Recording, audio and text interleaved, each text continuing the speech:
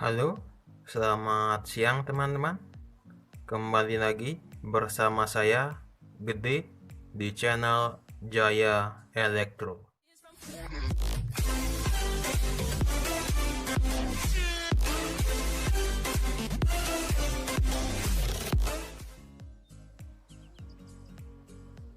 Tidak bosan-bosan, saya membagikan pengalaman saya tentang dunia elektronika.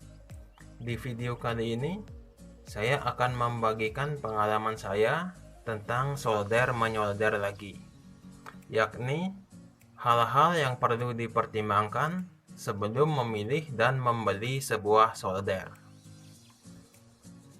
Sebelum masuk ke dalam inti videonya, mungkin saya beri peringatan terlebih dahulu bahwa apa yang saya sampaikan dan jelaskan pada video ini murni dari pengalaman saya pribadi.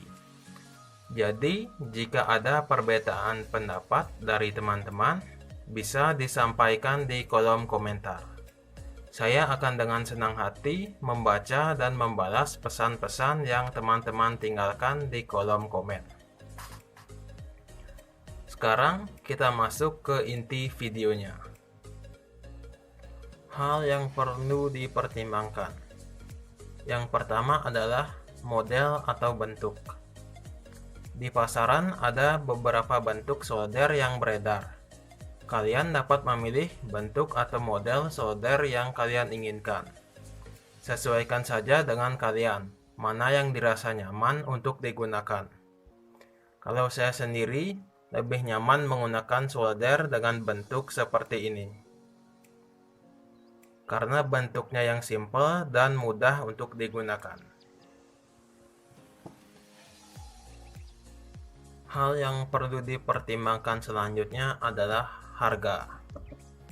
Untuk harga, di pasaran atau lebih tepatnya di toko elektronik, juga banyak beredar solder dengan variasi harga yang beragam.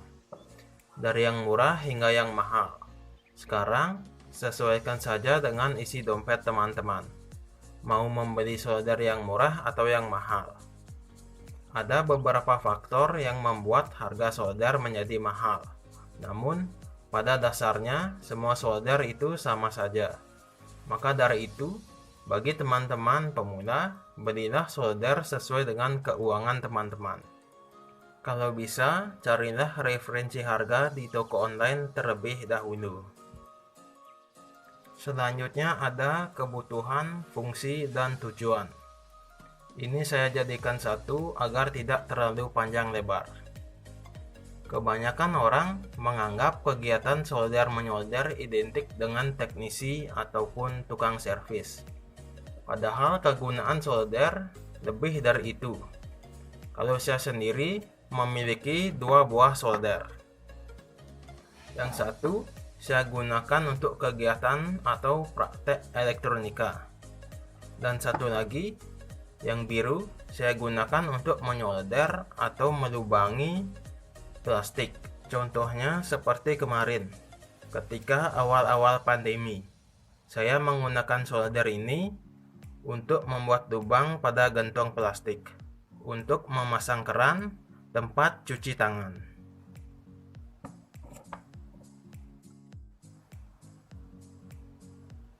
Hal yang perlu diperhatikan selanjutnya adalah daya.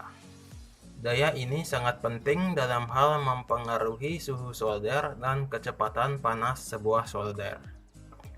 Jika untuk praktek elektronika, saya menyarankan solder dengan daya 40 watt.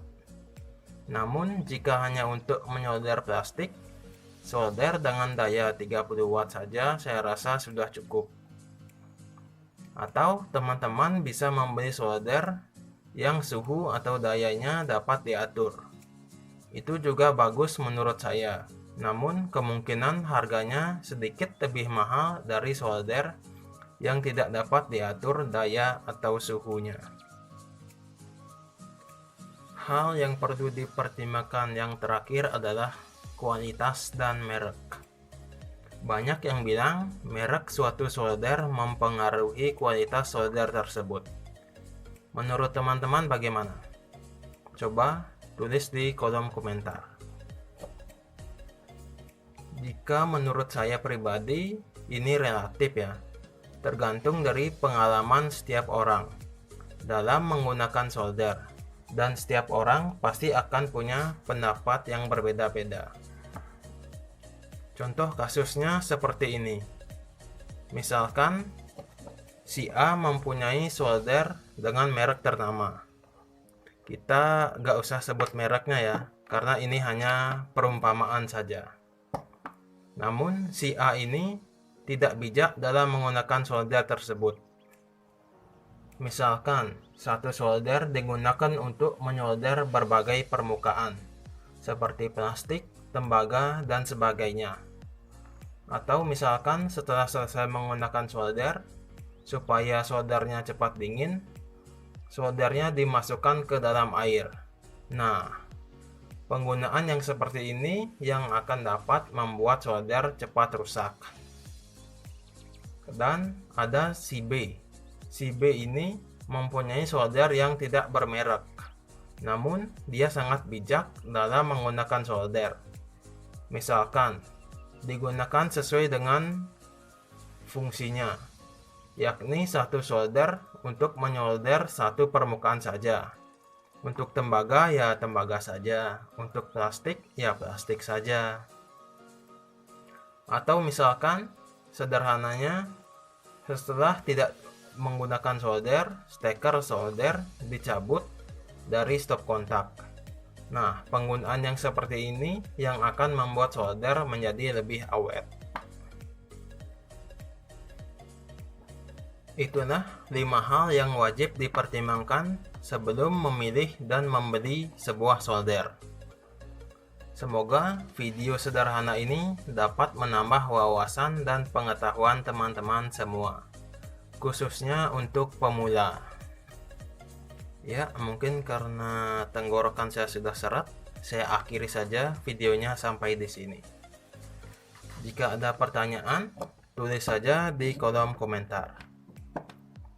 Like video ini jika kalian suka, bagikan juga agar videonya bermanfaat bagi sesama. Jangan lupa subscribe channel Jaya Elektro dan aktifkan juga tombol loncengnya agar tidak ketinggalan video-video yang menarik lainnya dari saya. Akhir kata, sampai jumpa di video selanjutnya dan terima kasih. Salam satu solder.